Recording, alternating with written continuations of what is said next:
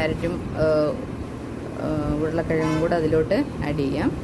Add ചെയ്ത് ശകലം ഉപ്പും ചേർത്ത് നല്ലതായിട്ട് വയ്ക്കാം. നമ്മൾ സാധാരണ മസാലക്കറിക്ക് മഞ്ഞൾപ്പൊടി ചേർക്കും. ഞാനിത് മഞ്ഞൾപ്പൊടി ചേർക്കാതെ സ്റ്റൂവിൻ്റെ കളറിൽ തേങ്ങാപ്പാൽ ഒഴിച്ച് ഇറക്കുകയാണ് ചെയ്യുന്നത്. അപ്പോൾ നമ്മൾ ഉപ്പുമൊക്കെ ഇട്ട് നല്ലതായിട്ടൊന്ന് ചട്ടിയിൽ ആവി കയറ്റാനായിട്ട് വയ്ക്കും.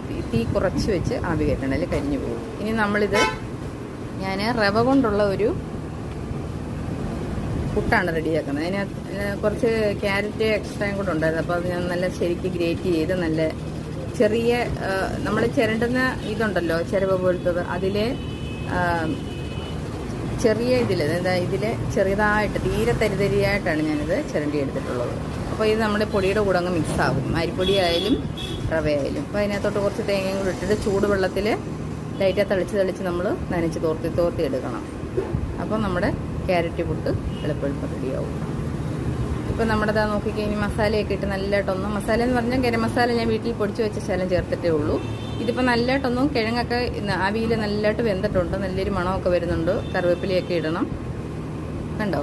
ഇനി നല്ലതായിട്ട് വെന്ത് വരുമ്പോൾ നമ്മൾ തിളപ്പിച്ചാർച്ച ശകലം ചൂടുവെള്ളം കൂടെ ഒഴിച്ച് നല്ലതായിട്ടൊന്ന് തിളച്ച് കുറുകനെ വരുമ്പോഴാണ് നമ്മുടെ തേങ്ങാപ്പാൽ ചേർക്കേണ്ടത്. അത്യാവശ്യം ഗ്രേവി വേണമല്ലോ, പുട്ടാകുമ്പം ചാറ് നല്ലതായിട്ട് വേണം കോരി ഒഴിച്ച് കൂട്ടാനായിട്ട്.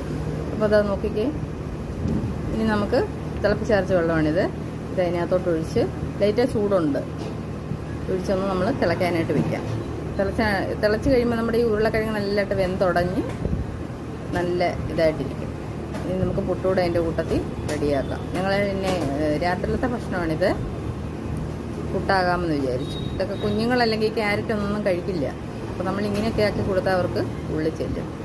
വലിയവർക്കും നല്ലതാണ്, കണ്ണിനുമൊക്കെ നല്ലതല്ലേ ക്യാരറ്റിൻ്റെ അംശങ്ങൾ. അപ്പോൾ അതുകൊണ്ടാണ് ഇങ്ങനെ ചെയ്യാമെന്ന് വിചാരിച്ചത്.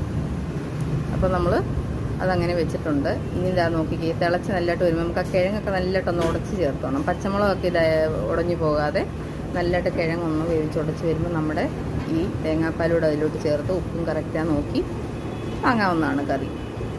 കണ്ടോ, തിളച്ച് വന്നിട്ടുണ്ട്. ഇനി നമുക്ക് ആ തേങ്ങാപ്പാലും കൂടെ അതിനകത്തോട്ട് ആഡ് ചെയ്യാം.